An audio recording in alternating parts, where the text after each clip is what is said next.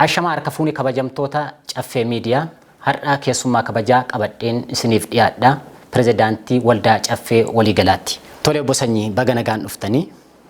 Ayyee baga nagaan eegdan. Waamicha keenya fudhattanii yeroo keessan aarsaa gootanii hundumaanuu gidduutti argamuu keessanitti guddaa isin galateeffanna. Mee jalqabaa yeroo kaasnu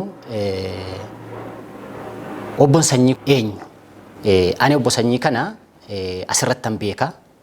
As keessattan beekaa obbo Sanyii mee muraasaaf obbo Sanyii eenyu akka ta'e daawwattootaa fi hordoftoota keenyaan nu ga'a. Ayyee galatoomaa isinis waan nu gaafattaniif akkasumas hordoftoonni fi miseensonni keenya waldaa dargaggoota caffeettis warreen miidiyaa kana hordofan martu keessan sabni keenya hunduu gamanaaf bargamatti waliin argaman hundi isaaniitiyyuu bakka jiranitti nagaa nu haa ta'an jechaa. Egaa sanyiin eenyu kan jedhu har'as borus iftaanis inuma himna. Sanyiin addunyaarra jira yeroo ammaa kanatti. Yeroo ammaa kanatti qofa hin taane akkuma waliigalaatti sanyiin hojiin isaatis sanyiinis hojiin isaatu hin ibsa jechaadha. Kanaaf sanyiin seenessamee seenaa waldaa dargaggoota caffee hojii gamtaa waliigalaatti fi sanyiin waliif maali kan jedhuutiin tanaan duras hojjetamee jira. Seenaan urjii fakkeenya dhalootaa barsiisaa Ijjiguu Baayyeeraa wajjin ta'uudhaan seenessan bifa kanaatiin hojjetamee jira jechaadha. Egaa urjii fakkeenya dhalootaatti irrattis sirriitti googilii irrattis urjii fakkeenya dhalootanii jedhanii sarchi godhanii urjii fakkeenya dhalootaa dubbisuu ni danda'u. Sanyiin eenyu kan jedhu googilii irra iyyuu jira jechaadha. Addunyaa irratti iyyuu jira. Kanaaf waggaa 3 googilii irratti urjii fakkeenya dhalootaatti hidhamee jira. Barsiisaa fi barreessaa kitaabota baay'ee barreessan. Barsiisaa Ijjiguu Baayyeeraa fa'aa wajjin ta'uudhaan seeneffameedha. Kanaaf seenaa dhugaa ta'ee fi mataa abbaarratti addatan akkuma jedhamu seenaan koo tanaan duras anumti bartuu hin jiru seeneffisiisee warreen seenaan seeneffameetoo odeeffannoon guuramee kitaaba ta'ee eebbifamee kitaaban gabaarra oolee kan jirudha jechaadha. Galatoomaa isiniin jecha egaa jidduu kana sooshaal miidiyaa irratti dhimmoonni qeeqa adda addaa wantoonni ka'an ni jiru. Isatti seenuun dura isin pirezidaantii waldaa dargaggoo caffee waliigalaati. Ijaaramsi waldaa caffee waliigalaa maal fakkaata? Maalirra jira yeroo ammaa kana? Ayyee waldaan dargaggoota caffee hojii gamtaa waliigalaa kan eenyumti lafaa ka'ee waan luugama malee yaabbateef bartee tanaan dura waldaalee fi akkasumas immoo gurmuu dargaggeewwan biyyattii tana ani oduu siin murteessin oduun ani siin beekin ijaaramuu dandeessu jedhamanii warreen ijaaraman san warreen duraan ofiin ijaaraman waan ofii murteessineef jidduu seenanii bibittinneessan san akka sanitti bittinnaadhaa moti caffeen. Waldaan dargaggoota caffee hojii gamtaa waliigalaa waldaan akkaataan hundeeffama isaa Oromiyaa fi Finfinnee irraa barri hundeeffama isaa akkuma tanaan dura ibsaa turre bara 2012 guyyaa gaafa 29 ji'a 6ffaa kan hundeessinedha jechaadha. Akkasumas sadarkaa federaalaatti kan ijaaramne labsii 985 muraa 2009 jalatti kan hundaa'udha. Yeroo ammaa kanatti labsii gurmaa'ina waldaalee hojii gamtaa babal'inaa wajjin wal qabatee labsii 6/2018 jalatti labsamee kan jirudha. Waldaan dargaggoota caffee hojii gamtaa waliigalaa waldaalee 110 fi 587 keessa hoggaa 5 darbeef tokkoffaa fi akkasumas sadarkaa olaanaa qabatee kan ba'ee fi qulqullina isaa kan eeggatee deemaa jirudha. Kanaan wal qabatee waldaan dargaggoota caffee hojii gamtaa waliigalaa ooditii hoggaadhaan ooditii goosisaa dividentii kanaan dura miseensotaaf kan tanaan dura jiran haala bara isaan miseensa ta'aniitiin dividentiin qoqqoodamaa fi sartifikeettii isaaniitti irrattis sheeriin guuguutamaa fi haala ittiin dhufaniitiin kan ittiin fudhatanidha jechaadha. Akkasumas waldaan kaapitaala ka'umsa isaa kaapitaala 150 kan ka'e yoo ta'u yeroo ammaa kanatti waldaan kaapitaala miiliyoona 370 kan qabu ta'a jechaadha. Waldaan hojjettoota yeroo ammaa kanatti waldaan hojjettoota 204 of jalatti kan qabu yoo ta'u achi keessaa barsiistota barsiisaadhaan qofa warreen manneen barnootaa jiran qofa nama 42f carraa hojii uumee kan jiru jechaadha barsiisota qofaaf. Kanaaf waldaan miseensa 15,400 qaban waldaan miseensa 15,400 keessa miseensota 8,900 dirqama isaanii ba'anii ulaagaa guuttatantu jira jechaadha. Achi keessa warreen kunis akkaataadhuma humna isaaniitiin akka ittiin ulaagaa guuttachaa deemaniif sirreeffachaa kan deemnu fi wantoota kaayyoo waldaan kaayyeeffate kaayyoo waldaadhaan miseensi keenya akkuma beekamu miseensa keenya qofa hin ta'in akkuma waliigalaatti dargaggeessi Oromoodha. Sammuun isaa guutuudha. Hawwiin isaa guutuudha. Fedhiin isaa bal'aadha.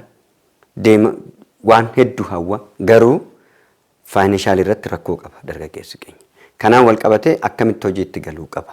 Akkamitti rakkoo gurguddaa keessaa bahuu qaba. Akkamitti rakkoo mana jireenyaa keessaa bahuu qaba dargaggeessi kan jedhu fala malaa fi akkasumas immoo furmaata dhuumuun dirqama jechaadha. Nu waldaa waan taaneef qofa hunduu hin taane dhuumamummaan miseensi kamiyyuu yookaan sabni keenya kan ta'e kamisaatiyyuu ayyuus ta'e bulchiisas ta'e mootummaas ta'e miti mootummaas ta'e ativiistis ta'e atiliistis ta'e hundi isaatiyyuu itti ilaaluu qaba jechaadha. Kanaaf akka waldaa keenyatti nuti waldaan keenya miseensota keenya qulqullina irratti kan hundaa'e fudhannee deemna jechaadha. Kanaaf aga danda'ama ta'een waldaan dargaggoota caffee hojii gamtaa waliigalaa fakkeenyummaa waldaalee kaanifis akka ta'u. Fakkeenyaaf waldaan keenya qofa hin ta'in waldaalee jajjaban ollaa keenya irratti hin argamu. Waldaan jajjaboon waldaa cimoonni ta'an yaa warreen ayyalaallattoonni yookaan warri hin quufne amma quufanitti siqee kun dhiisan waldaa tokko keessatti wanni sadiin argama jechaadha.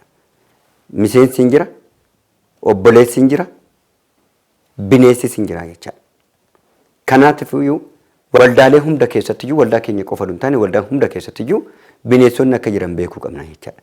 Waldaan keessatti miseensa dirqama isaa ba'a waldaa isaa eeggata. Obboleessi obboleessa ejjannoo turfata si wajjin dhaabbata hanga dhumaatti aarsaa barbaachisaa ta'e si wajjin kaffalata mul'ata isaa kaayyoo isaa eeggate galmaan ga'uudhaaf si wajjin fiiga. Akkasumas immoo bineensonni maal godhuudha? Bineensonni hojiin isaanii maali? As hin citan waldaan ta'an, achi hin citan diinan ta'an, jidduu keessatti rakkatu. Garuu dugda duuban hooggantoota qorquu jechaadha. Hooggantoota qorquu, hamachuu, waldaa hamachuu, bakka roobnetti bishaan waraabuu kaachuu, bakka horiin hin oolletti kubota guuruudhaaf kaachuu, ashwaa sitti bittinneessu, xaxara sitti facaasu, dhagaa sitti darbatu. Waan harkaa qaban hunda sitti guurratu jechaadha. Warreen kun warreen yoomiyyuu taanaan yoomiyyuu warra malaan raagaman, warra filannoo hin qabne, warra jireenyi itti hammaate, jireenyi kara lama, jireenyi kara rabbiitis kan itti hanqate, jireenyi kara lafaatis kan itti hanqate jechaadha. Kanaaf fardeen namaa ta'anii gulufamuu warreen baranidha. Kuni warreen doolaara 100 doolaara 50 eeggachaa karaa jal'isanitti kan deemanii jechaadha. Kanaafuu waldaan dargaggoota caffee hojii gamtaa waliigalaa waldaalee kaan wajjin waldaalee biroo wajjin ta'uudhaan waldaalee biroo wajjin hojjennu waldaalee jajjabaan jira naannoo keenya kanarratti waldaalee baay'ee jaalan hooggantoota ciccimaa kan qaban waldaaleen baay'eetu jira jechaadha. Waldaan kan akka Nadhii Gammadaa jira, waldaan akka Alii Birraa jira, waldaan akka Waliif jira jechaadha. Waldaa waliif jechaan akkuma wanni jedhamu oduun taane waldaan waliif ciminni isaa yeroo rakkoo yeroo dukkana keessatti dargaggeessi turetti dukkana keessaa dargaggeessa warra yaasadha jechaadha. Akka hamatamu miti jechaadha. Akka haasa'amani miti jechaadha. Waldaalee akka ta'anitti wal beekna jechaadha. Waldaalee lamaan wal bira jiru. Sababni isaa Oromoo haa ta'u malee ijaaramni Oromoo kamiyyuu busaan qabu, xuraan qabu, hanqinaan qabu jechaadha. Kanaaf wal hamachuu irratti xiyyeeffannaa jechaadha. Wal sirreessuurra wal balleessuutti kaanna jechaadha. Wal cimsachuurra wal dadhabsiisachuutti fiigna jechaadha. Hoo darbee namni tokko waldaan tokko hoo guddate maaf guddateetti kaanna. Ciminaan jibbiinsa irratti hoo hundaa'ame alatti waldaaleen kamiyyuu caffees ta'e waldaa waliifittis ta'e miidiyaa keenya irrattis waan fidaniif waldaa keenya fi waldaa waliif fi hoogganaa waliif kaasa'uun wal qabachiise bilbila mee jedhame bilbilli kun viidiyoo bilbila kana waasaappiidhaan guyyaa hin gaddaanaa bilbilee yoo na dubbisu obbo Jawaar mee hin dhaggeeffannee itti deebina. Jara mootummaadhaan kan hojjenne barbaaddu hunduu jibbiinsa qabdan isin dhugaa fi haqaan haa hojjetamuudha. Mati kan isin barbaaddan uummanni wal haa bulchuudha. Bilisummaan haa bahu bilisummaan haa galu namnidha. Nagaa godhatuudha. Hojjetee haa argatuudha. Wanna hojjetu san dafqa isaatiin ala kan ta'e maal saamicha irratti bobba'aadha. Maal asirratti fakkeenyaaf amma waliif irratti miila darbee hojjettanii turtan. Namni kaasamuun fa'aa jechaadha. Inni beekna. Ammaa nyaannu mana jiru san jiru. Seenii galee waan baay'een kan ammayyuu isin bira gahuu dandeechan kan isin gahuu danda'u baay'eetu jira. Wanni as keessatti tortoree jiru namni kan wayii quncise. Look, egaa viidiyoo kana keessatti yookaan sagalee kana keessatti akka ajaa'ibaatitti diigumsi yookaan walitti naqniinni dargaggeewwanii yookaan waldaalee lamaanidha akka ajaa'ibaatitti mul'ata jechaadha. Sababni isaa jennaan iddoo kana keessatti iddoo itti waliifii fi kan akka kaasamuun faas jiru maalidha bakka hin jedhe sanitti cimcimoo keenya waldaa caffee qofa nuti caffeedhaan dura waliif irratti duulte ana irrattis duulte warreen kunis hin jiru ammas kan itti deemaa jirtutu jira. Garuu immoo nuun alatti warreen saba biraa maqaa dhaatan warreen saba biraatiin kan ijaaraman 1,100, 300, 400, 500 warreen guurratanii too wal ijaaran siyaasaaf wal cimsachaa jiran jiru. Isaan maqaa dhaa'uu maaf sodaattanii? Maaliif saba kee fuulduratti salphatta? Maaf gadi si buusu? Maaliif warrumti ati ergattu warrumti odeeffannoo raqa guuranii mana namaatti irraa guuranii si ergan kun dhuguma immoo isumatu fedheetu keessa jira. Ofumaa keetiif barbaaddee waldaalee diigdaayii bilbilaan isan jedhe isan waldaalee Oromoo qofa irratti maa xiyyeeffatte waliifis kaasa'uunis anas caffees maqaa balleessaa jirta. Kuni sirrii keetii miti. Waldaa tokko keessa miseensa obboleessaa fi bineensa jira. Bineensotatu sitti ergaa jira. Sis nyaachaa jiru nus nu nyaachuu fi nu garuu biyya keessa jiran nyaatamnu walumaa galla garuu ati of eeggadhu. Gaarii miti gadi buutee jirta. Gadi buutee jirta. Maaliif gadi buuta? Namni maamarraa hoo gadi buu sadarkaa malee fedhii malee yaada malee hoobuu namatti dhagahama. Ati garuu gadi buutee jirta. Gulliitii keessa galtee jirta. Hojii gulliitii calqabdee jirta. Maal nurraa goota? Nu warra diinummaa hiyyummaa keenya diina godhannee warra diinessinee deemnu. Dargaggeessumaati kaleessa yaammattu sanidha dargaggeessi kuni. Har'a eenyu yaammatta? Silaa hunda keenyayyuu akkas gootee jirta maafayaa jettee jirta. Maafayaa ijaartee kan humta ati deemte ijaarama kan kee kan engaddaasan har'a maafayaa jettee erga moggaastee boru eenyu yaamta? Maal jechaadha? Diina Oromoo wajjiniin dhaabbattee Oromootan bittinneessinii. Kanaaf nu jidduu dhaabba'i. Nurraayis ka'i, kaasa'uunis raayis ka'i, anarraayis ka'i, waliif raayis ka'i. Waldaalee Oromoo maqaa dhaatu hundarraa ka'i. Dhaabii harka kee kaafadhu kanan jedheen inni kana gaggaarummaa itti dubbatame. Kan isa ittiin qeeqe kana keessaa murate akka isaa ta'utti bakkan maallaqa dha'ee fi bakkan maafayaa dha'ee maqaa dha'ee fi bakkan itti waldaa fi kaasa'uun dha'eessan walitti suphate akka isaa ta'utti bareeffate sagalee kan koo calqabaaf bilbila eenyumaatu akka ta'e iyyuu hin beekne isa ta'uudhas hin beekne garuu ani Jawaar hoggaa jedhu tole jedhee dubbise. So rikaardii godhatee bifa kanaan mummuratee sirreeffate miidiyaa irratti yoo gadhiisu kuni surmaa namni warri mandara kana keessa jiran mandara magaala kana keessa warri jiran kan hin goone kan daa'imti hin goone godhe waan isarraa hin eegamne godhe sagaleedhaan nama wal nyaachisuun isa hojiin isaa ni dileete hin beekama. Sababni isaa tanaan duras eenyumfaa wal nyaachisaa ture calqabayyuu wanni kun kan asii wal qabachiisee kanan adaraa jechuu ni barbaadu warreen maqaa waldaalee hooggantan warreen maqaa Oromoo dhaatan keessattuu waldaaleen fi Oromoonni jiddugala kana keessa jirtan dhalataa Oromoo jiddugala kana keessa irratti xiyyeeffatee jira nu diiguuf nu balleessuuf wal nu nyaachisuudhaaf dhuguma warreen nuti abbaa biyyaati jettan biyya keessa jirra jettan walitti koottaa waliin taa'aa rakkoo qabdan rakkoo keessan keessatti hiikadha. Inni mootummaa miti mana murtiiti miti inni seeraa miti inni heeraa miti. Kanaaf aga danda'ama ta'een girrisaa ta'uu qabdan. Girristanii akka shimbira waa argatteetitti gagirrisuun gatii hin qabu. Warri jala deemtan martu keessan hantanaan duraatirraa barachuu qabdu. obboleewwan keessa warri dhabdan martu keessan barachuu qabduun.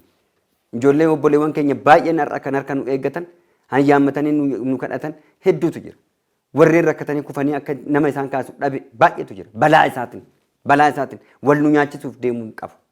Kanaaf gochi inni godhe gocha wal nu nyaachisuuti. Kanaan asumarraan wal qabachiise baay'ee jechoonni isaatii fi wannoonni inni eedit godhatee keessaa walitti qindeeffatee gallakkifate waan xiqqaa waan isa qeequ malee kanan hin dubbanne inni garuu wannan kara biraatitti fudhadhe fakkaatee waan deemuu danda'eef kanaan wal qabatee waldaa waliifis obboleessa kiyya kaasa'uunis baay'een jaaladha baay'een kabajaa dhiifama gaafachuun barbaada jechaadha. Kanaaf sababni isaa haa ta'u shira maree jira garuu ani immoo achirratti akka dhaga'ameetitti sorry garuu no kanaa muti kan kaasne nuti haala kanaanii muti kan waliin dubbanne haalli waliin dubbanne kan bira inni garuu kan qindeessee fide kan warra biraatirratti maaliif hin duulledha warra wajjin ooltu waldaan saba biraa wal qabatee kan saamaa oolu baay'ee jira han lafa saamu jira kan dhangoo saamu jira han nama fixu jira warra ijoollee keenya ajjeesan oolantu jira isaan maaliif irratti hin kaasne warri maallaqa walitti guuran jira maaliif kana irratti hin kaasne yoo barbaad odeeffannoo barbaadda ta'e siif kennina nuu siif kennina kan jenneen san keessaa baase isa walitti nu naquu danda'u kana walitti fiduun isaa I'm so sorry.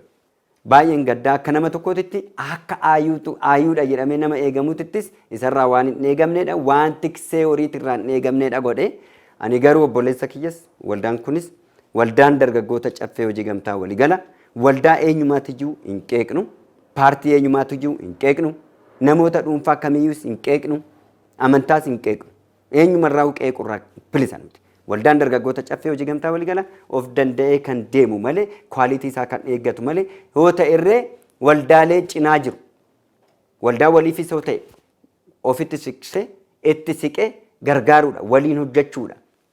By the way qabsaa'onni ijoolleen qeerroo labooba ibiddaa warreen dabtara surree keessa suuqatanii iskibirittoo gurra jala naqatanii harka walirra naqatanii sinaayiparii dura dhaabbatee harcaan san keessa hambaa isaaniitti kaasamuun faan jechan kan hoogganan hambaa ijoollee saniiti ijoollee gaachana biyyattii tana ta'aa jirtuudha kan inni maqaa nu balleessaa jiru jechaadha.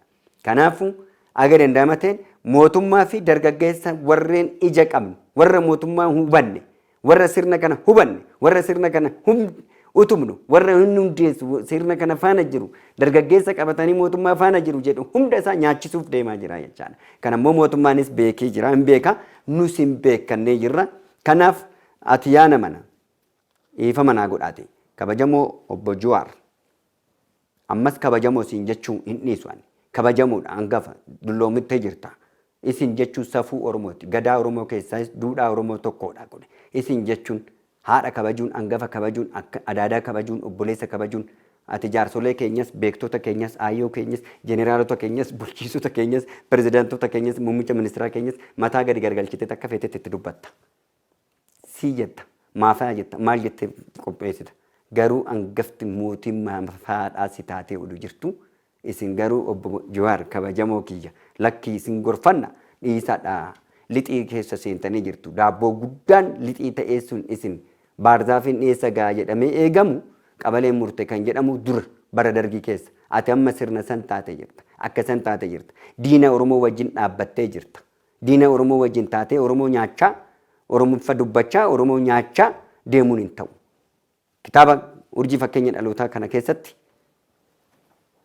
torban Oromoota nyaatan kan jenne sun torban Oromoo nyaatan kan jedhamu as keessatti jira. Torban Oromoota nyaatanii Oromiyaa keessaa hiphisanii Oromiyaa alagaadhaaf babal'isan. An jenne sun hangaftummaadhaan tokko si ilaallata jechaadha. Si ilaallata jechaadha. Kanaaf waldaa dargaggoota caffee hojii gamtaa waliigalaatirraas harka kee kaasi, waldaa waliifirraas harka kee kaasi, walitti nu naquurraas harka kee kaasi, waldoolee kaanirraas harka kee kaasi. Akkuma waliigalaatitti saba Oromootirraa harka kee kaafadhu. Harka kee kaafadhu. Sin tuqne nu tuqqin. Diddee dhuftee nu tuqxe waan ta'eef jajjabaa keenya nyaachuu bartee nuti si hafe waan ta'eef jajjabaa kaan fixxee jirta. Dacha murtoo artistii Hacaaluu Hundeessaa jettee roobii qopheessitee roobii murtoo beeksistee wuxata halkan keessaa sadiitti nyaatte. akkamitti akka nyaatte akkamitti akka nyaachiste eenyuma mootummaattis qabachuu hin dandeessu qaama biraatittis qabachuu hin dandeessu abbaan manummaa itti fudhachuu kan qabdu itti gaafatamummaa fudhachuu kan qabdu umurii isaa jireenya isaatirraa kaastee amma awwaala isaa baballeessitutti kuni abbaan manummaadhaas siif kennamee jira. Kana suura kanaaf fi gochoonni ati amma gootu Keeniyaa oduu jirtu isa ati na kadhattee too walitti nu araarsite saniitii fi isa kana mee wal bira qabi ilaali. Wanti ati gootu martuu isaatiyyuu yeroo marasaa dhiiga dhuguudha. Oromoon miidhamu sitti tola. Oromoon xiqqoo ija godhatee suuqii yoo banate. Absaamuu lamuuttis ta'e beektota keenyas ta'e yoo suuqii yoo banatan hinaaffasi guba. Jibbiinsi maraacha. Yoo mana ijaarratan jibbiinsi maraacha. Waan dur hafeedha kun. Raqa funaanuun saree mana foonii balbala irra kakkaattuufi malee warreen akka keetii kanarraan eegamu. Akka kee deeffadhu. Waldaarra harka kee kaasi. Dubbii eessa jirta jettee dubbii dallaalaan barbaadde. Suura kiyyaaf suura roogoo waldaadhaa wal faana gootee namicha kanaaf waldaa kana beektu naa barbaadaa jettee walitti nu fidde. Dallaalaadhaan dubbii barbaada deemte. Natti dhufte. So ati dhiiga dhugaadha. Gantummaan kee saba kanaati irratti saba kana baay'izawwee warri isa deeggartanis warri nu deeggartanis kan madaaluu qabdan Jawaarii fi caffee yookaan Jawaarii fi kaasa'uun yookaan Jawaarii fi sanyii eenyutu saba kanaaf nama 5 isaa ta'u nama 10 isaa ta'u eenyutu gadi dhaabe Oromoo jennee ilaaluu qabna jechaadha. Ishi galatoomaa jecha obbo Johaar Mohaammed baqataa biyyambaa amma immoo aktivistii duraanii TikTok irra har'aa kana waa'ee keessan akka addaatti kan inni maxxansaa jiru. Wal dhabdeen keessan maali? Garaagarummaan sin gidduu jiru sinii fi Jawaar Mohaammed gidduu jiru maali? Calqabaayyuu maaliidhaan tokkummaa qabna. Waan hundaanuu tokkummaa hin qabnu. Nuuf inni tokkummaa sin qabnu walitti sin dhiyaannu. Namni achii dhuftee ibiddaan waaddamee warqiin ibiddaan qorameeti miidhagee iddoo miidhagaa dhaabbata. Nuti warqiidha. Dhoqqee keessaa baane. Waaddamnee as geenye. Amma bareennee jirra. Tokko lammaffaa dhiibbaa dhuumaa sooshaal miidiyaa irraa waan taanee gadi baaneef gahee koona jalaa fudhatan jedheeti. Tiktookii bitatee kan dhufe. Tiktookii bitatee dhufuu maaliif barbaachise? Calqabayyuu. Tiktookii namoota irraa bitatanii dhufuu maal godha? Akka addaatitti wanni nurratti kakka'uu fi maafayaa jedhee kan nu ramaduu danda'eef waan isa caallee dargaggeessa qabannee kallattii tokkotti waan gaggeessaa jirruuf. Keessattuu waldaan dargaggoota caffeedha. Bifa addaatiin daangaa aga daangatitti gandummaadhaan bilisa goone daangaa aga daangatitti dargaggeessa waan tokkummaadhaan ijaarree deemaa jirruufi. Hooggansa irras warri jirtan warri lafarratti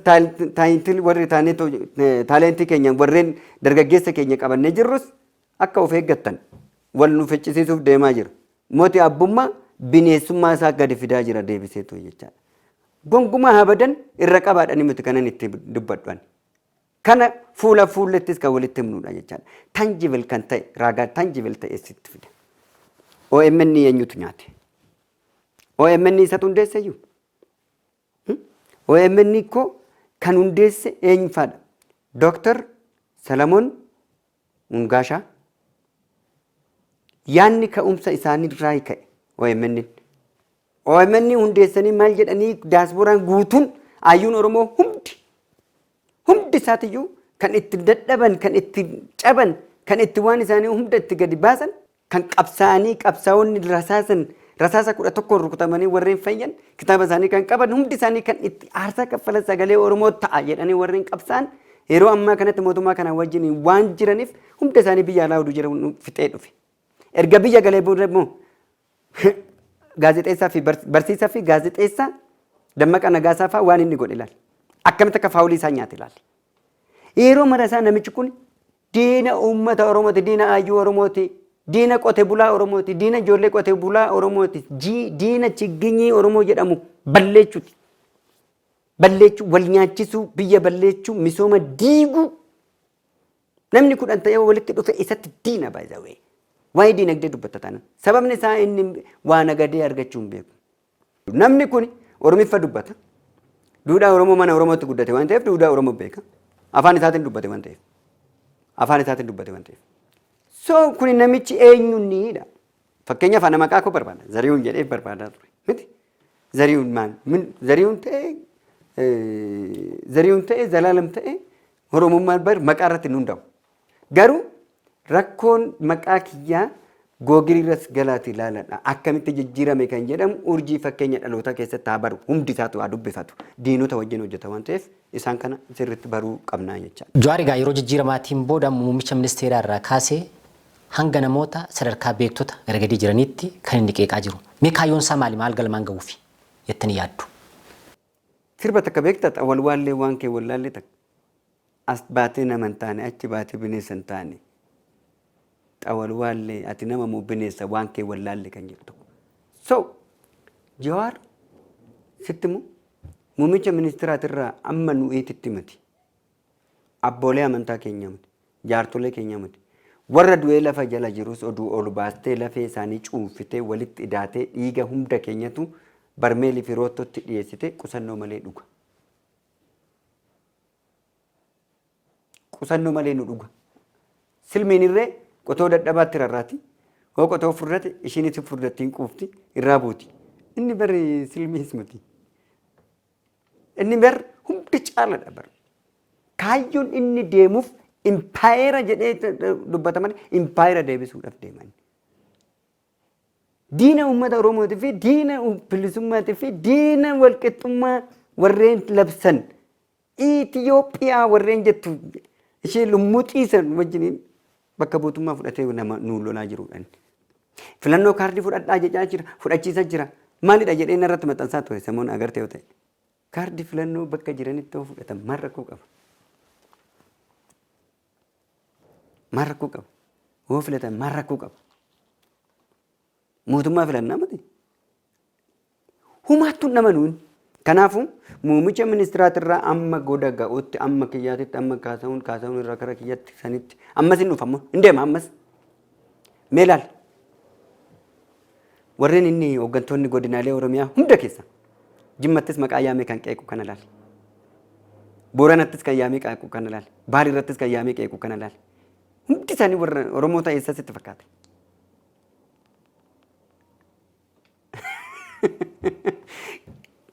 Oromoo eessa sitti fakkaata? Bakka hundarra warreen jiran Oromoo Maccaaf Tuulamaa kana hin jaalatu. Oromoo Jiddugala kana hin jaalatu. Oromoo Tuulamaa fi Maccaa hin jaalatu. Hin jaalatu. Issoba. Hin jaalatu. Wal fichisiisaa jira. Waa inni suura isaa 2018 kana irratti maxxansaa ba'e martu isaatiyyuu warreen wal fakkaataa warreen toora tokko jiran lixa godaatirraa kaastee hanga shoo'aa kana keessa jiru. Tuulamaaf Maccaaf Tuulamaa akka jirutti balleeche sikkoo mandoo keessayis hundaayyuu balleeche afran qalloo keessayis balleeche of jiraachisuu barbaadan. Kanaafuu Jawaar fedhiin isaa biyya tana diddiigee Oromoo jedhamu ciraashii balleessee of qofa mootii ta'ee dhufuu barbaada. Kanaaf mootii girrisaa jedhanii meejarri keenya. Inni aadatu warri isa jala kaatan samuun natti dhaadachaa jiru. Baddu baddi malee saree janni qan. Adabat akka durii miti amma. Ammaan booda haa badan carraan argatu waan ta'eef adabachuu qaba. Kanaaf eenyuma keenyatti warri bu'ee martusa mootummaadhaan adaraa kanan jedhu gochoota isaa wanni inni maxxansuu fi iyya isaa kana dhageessanii isa jala akka hin deemne. Yaada isaatiin akka hin liqeeffamne sodaadhaan. Sobni yoo baay'ate maal ta'a waan ta'eef? Maal fakkaata waan ta'eef? Sobni yoo baay'ate maal fakkaata? Dhugaa fakkaata waan ta'eef kara sanitti akka fudhanne of eeggannoo namichi kana dhabamsiisuu qabna. Calqabaayyuu mana hidhaati ba'uun qabuyyuu. Akkamitti bilisa ba'a? Balaadhuma inni reeffiin socho'uu reeffiin bahuutiin iyyuu nama meeqa rukutamee du'e. Ajjeesuu abbummaadhaan iyyuu fudhateetti iyyuu dabalataan iyyuu banaa reeffi gaafa reeffi asii Ambootti deemamuuti iyyuu hin deemu jechuudhaan akkamitti bakka meeqatti waraanni ka'e duulli ba'e. Hin gaabbu jedhe hin gaabbu jedhe bara inni takkitti nurraa citee jira. Hin gaabbu agaarraatitti wanneen Oromoo godhe kanatti hin gaabbu hin jedhamu obboleessa koo. Macaafni qulqulluunis hin gaabbu hin jechisiisu. Quraannis hin gaabbu hin jechisiisu. Hin eeyyamu lamaanuu kun. Quraana keessatti hin gaabbu jedhi ijjennoo qabadhu kan jedhu hin jiru. Wangeela keessattis hin gaabbu kan jedhu hin jiru. Hin gaabbu mati gara laafina fayyina laphee deebina laphee maaliidha jedheetu. So waan nama balleessetti gaabbeen jira eefama jetta malee akkamitti hin gaabbu jettaati. Miila warreen jajjabaan qaroo qara keessanii kanan isin jalaa jaamsi. Jaamsuu kiyyatti hin gaabbu.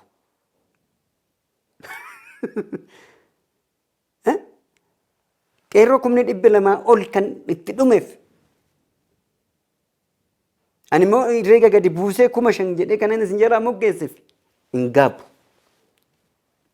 Qeerroo 5,000 jedhe fakkeenyaaf meeqotti 5,000 jedhe suubboon hin lakkaa'amu. Doktoroonni sun hundi kan dhuman hin lakkaa'amani. Abbooleen hin lakkaa'amani. Qarreewwan hin lakkaa'amani. Haadholeen hin lakkaa'amani. Inni kan lakkaa'ee nutti gadi fide warra suurri warra du'ee ergameef qofa suura feesbuukii isaatirraa ida'eet herreega hojjetee fidee dhufe. Qabsoodhaan anas ta'e warri inni maqaa isaa nyaatu kunis ta'e dhiisiti kaasaawwan inni maqaa isaa nyaatu kuniyyuu isaaf abbaadha bara. Qabsoodhaan isaaf abbaadha. Inni daa'ima kichuudha. Jawaar umuriitu dheeraadha malee sammuutu qubeedhaan guutame malee so fakkeenyaaf sobaan dosa sobaatiin akka nama nyaachisaa oolu sitti agarsiisu raagaa tokko sii fidu mee ilaali waraqata kana ilaali. Xalaa kanarra guyyaan hin jiru. Guyyaan jiin barri hin jiru. Xalaa kanarra warri mallatteessan hin jiran. Chaappaan waldaa kanarra xalaa kanarra jiru waldaa keenyatti miti. Waa lafoonni inni ibseen irratti tattarattare kun martuu isaatiyyuu soba. Warreen immoo waliif irratti warreen waliif jedhanii immoo marii kakaasan sun haasa'an san immoo agartee yoo ta'e viidiyoo isaanii san immoo agartan ta'e tokko tokko isaa odeeffannoo naan dhagahu doolaara 150 ergeef jedhan.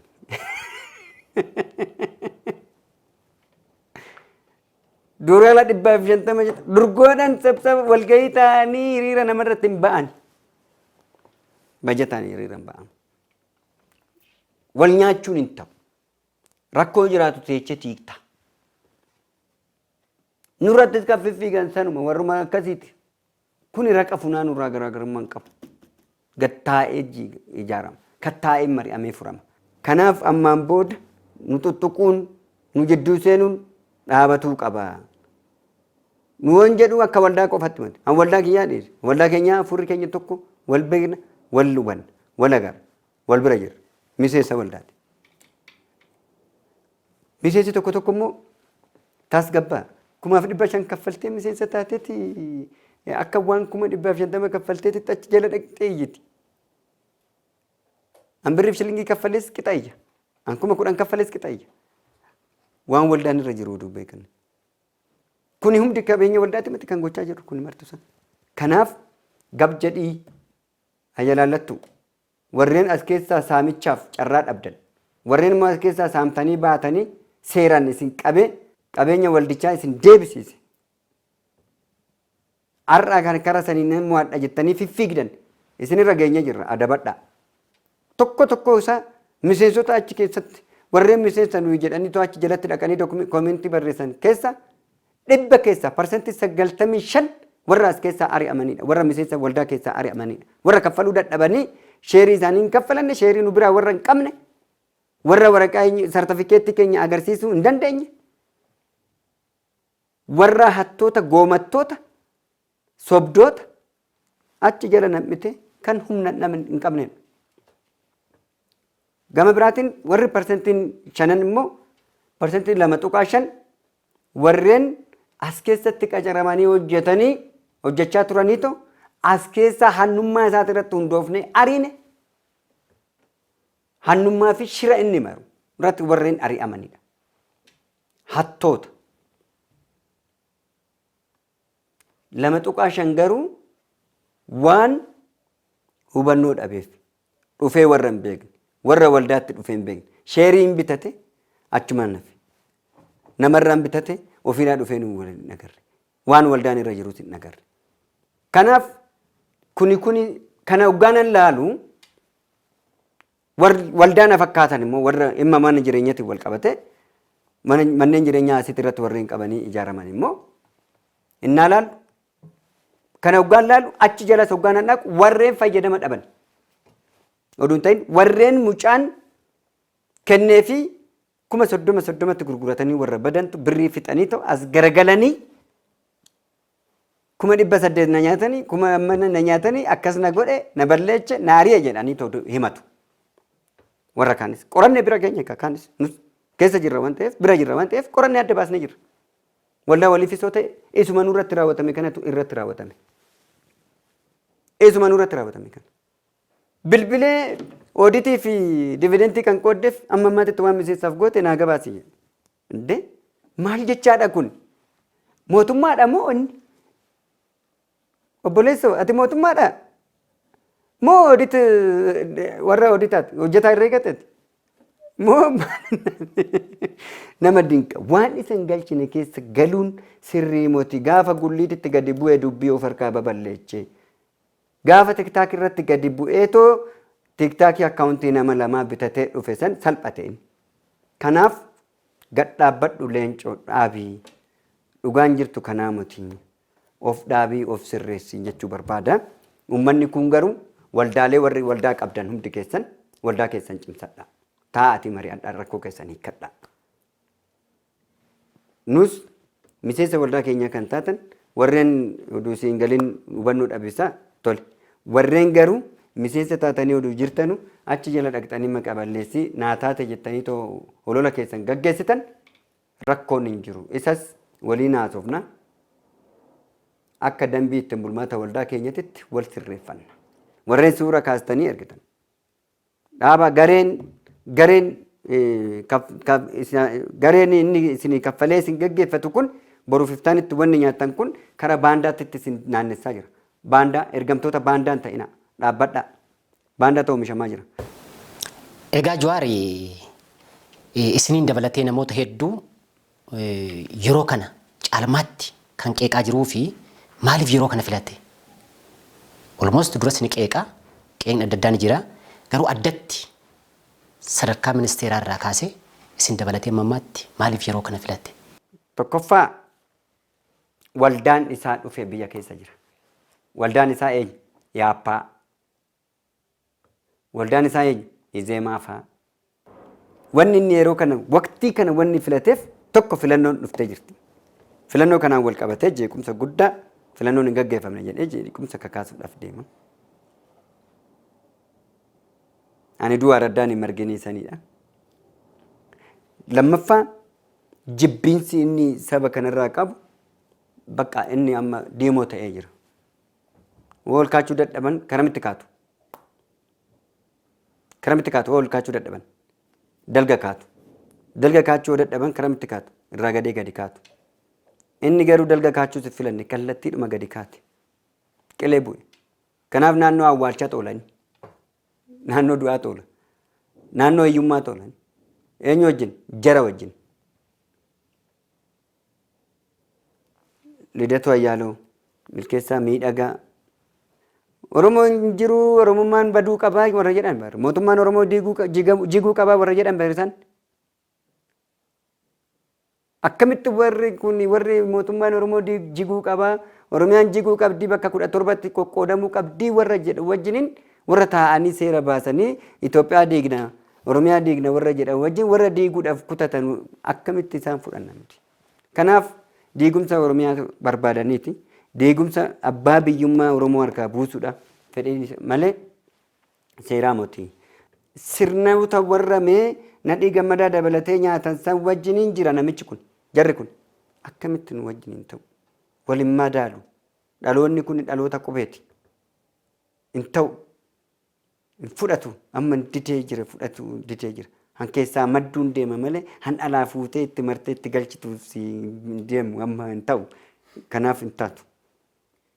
Miseensa keenya taatanii warri isatti amantanii isa jala deemtan dhaqaa isa jalatti galaa as keessa iskoottatti iyyata keessan iyyadhaati sheerii keessa fudhadha ba'a Obbo Sanyii dhaloonni isin har'a manneen barnootaa ijaartanii keessatti barataa jiran kuni dhaloota akka Jawaar dubbii qofa ta'u moo dhaloota hojiif bitaman ta'u jettanii yaaddu?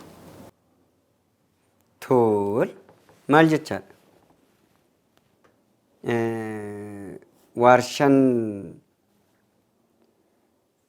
Warshaan tokko jira as Haannaa Finfinnee keessa naannoo Haannaadha. Warshaan kaabaan koobilistoonii oomishu tokko jira. An koobilistoonii oomishuudhaaf uumame koobilistooniidha oomisha. An dhaloota oomishuudhaaf uumame dhaloota namaatu oomisha. Dhagaa jalatti warri dhagaa irraa koobilistoonii oomishu dhalli isaan dhaloota namaa yookaan daa'imman namaa walitti qabanii barsiisanii dhaloota qubee gochuu dhiisiti.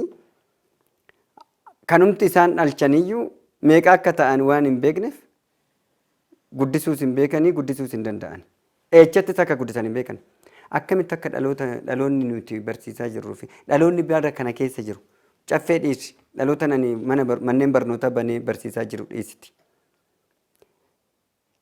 Caffeen waldaan dargaggoota caffee hojii gamtaa waliigalaa mi'aa xiqqaatu baay'atu. Mana barumsaa 4 waggaa banu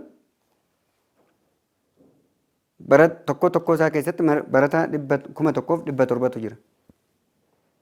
Inni garuu baroota as ture keessatti walii gadi deemee dargaggeessa irratti iyyee iyyisiisee uummata kakaasisuudhaan darbe. Mana barumsaa takka ijaaree beekaayi. Mana barumsaa takka ijaaree fi beekaa uummata kanaaf, hawaasa kanaaf. Ijaaree fi beekaa. Hin beeku. Kanaafuu hin ta'uudha. Akka Jawaarii dhiisati dhaloota akka bara Jawaar dhalateetiyyuu hin ta'an ijoolleen keenya. Dhaloota akka bara Jawaar dhiisiti dhaloota amma Jawaar amma jiru kana dhaloota jireenya amma Jawaar itti jiraatu kanayyuu kan ta'ani miti dargaggeessi nuti oomishnu. Namni nuyi oomishnu darbinee jirra bira. Akkamitti dhaloota amma barsiisaa jirru kanaafi